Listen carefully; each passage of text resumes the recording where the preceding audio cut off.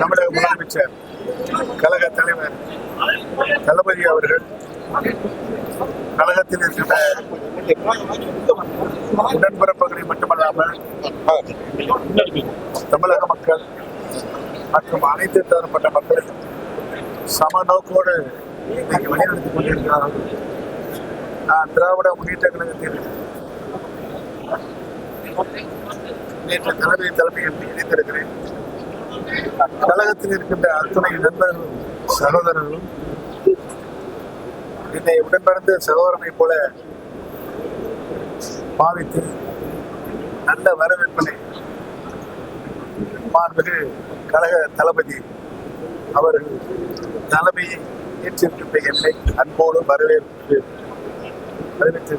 Sir, என்னென்ன கோரிக்கை வைத்து நீங்க இணைந்திருக்கிறீங்க? உங்களை நம்பி இருந்தவங்களுக்கு திமுக எத்தனை இடங்கள் கேட்டிருக்கீங்க? திமுக அடிமட்ட தொண்டராக இருந்தாலும் கூட உங்களை நம்பியவர்களுக்கு எதிர்கால நீங்கள் கேட்ட அனைத்து கேள்விகளுக்கும் பதில் தளபதி என்ன நினைக்கிறார்களோ, என்ன கட்டளை இருக்கிறாரோ அதுபடிதான் நாங்கள் நடப்போம். சார், முன்னாள் முதல்வர் ஜெயலலிதா தீராத பகிர்ந்து கொண்டவங்க அந்த கார்ல இருந்து புகைப்படத்தை எடுத்துவிட்டு ஸ்டாலினின் புகைப்படத்தை வைக்கிறது. நான் இன்றைக்கு தளபதி ஸ்டாலின் தலைமையில் திராவிட முன்னேற்ற கழகத்தில் இணைந்திருக்கிறேன். ஆகவே அவருடைய பணத்தை தவறு. அதிமுக இந்த வட்டம் தேர்தலில் என்ன விதமான நிலையை சந்திக்கும்? படு தோல்வியை சந்திக்கும்.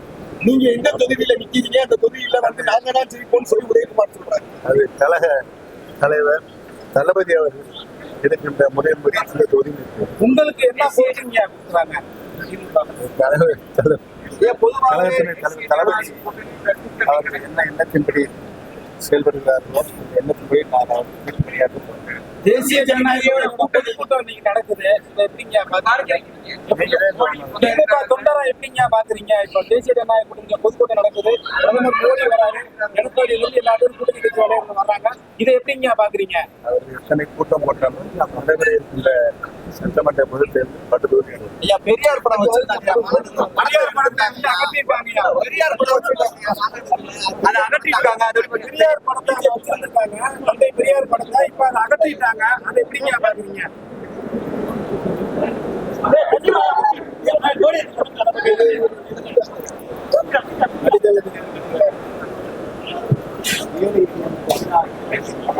சமநோக்கான வாரம்